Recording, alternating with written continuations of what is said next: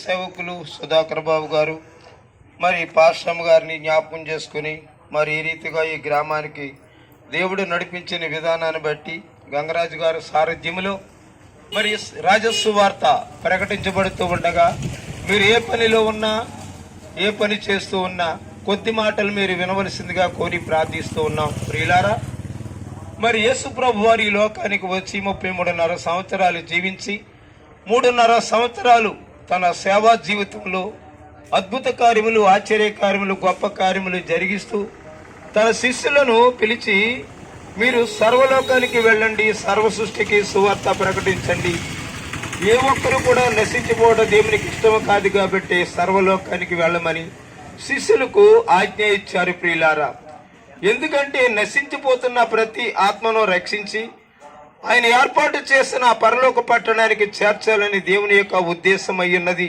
ప్రతి ఒక్కరూ గమనించండి. ఎవరు నశించిపోతున్నారు అంటే ప్రియులారా, పాపములో పుట్టి పాపములో పెరుగుతున్న ప్రతి ఒక్కరూ కూడా నశించిపోవడం ఆయనకి ఇష్టం లేదు.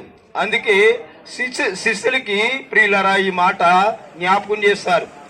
ప్రియులారా, ఈ లోకములో మనం చూస్తున్నట్లయితే ఉదయం మొదలుకొని సాయంత్రం వరకు కూడా అనేక రీతిలుగా ప్రయాసపడుతూ ఉన్నాం. మన వ్యర్థ ప్రయాసలు దేనికోసం అంటే ప్రియులారా, మనం బ్రతకడం కోసమే.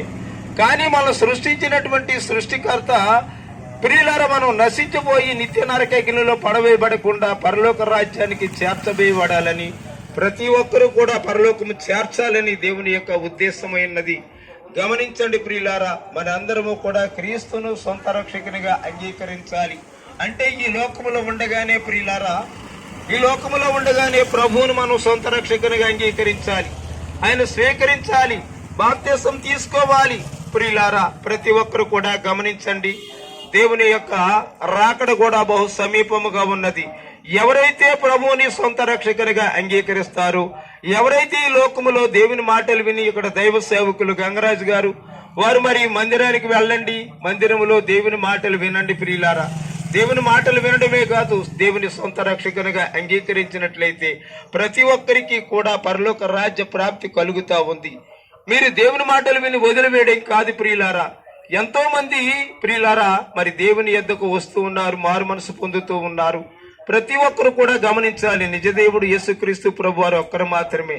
ప్రియులారా, మరి గమనించండి, ఎంతో దూరమైన భారమైన మరి గ్రామానికి రావడం ప్రతి ఒక్కరు కూడా రక్షించబడాలి, ఆయన రక్తములో కడగబడాలి. ప్రియులారా, పాపులను రక్షించడానికి యేసు ప్రభు వారు వచ్చారు ఈ లోకములో. ప్రియులారా, మన పాపం పోవాలంటే, మన పాపం కడిగివేయబడాలంటే క్రీస్తు యొక్క ప్రశస్తమైన పరిశుద్ధమైన పవిత్రమైన రక్తంలో కడగబడాలి. ప్రియులారా, ఎడ్ల రక్తము, గొడ్ల రక్తము, గేదెల రక్తము, బర్రెల రక్తము, గొర్రెల రక్తము, ఏ రక్తము కూడా మన పాపముల నుండి విడుదల కలిగించలేదని తెలుసుకోవాలి.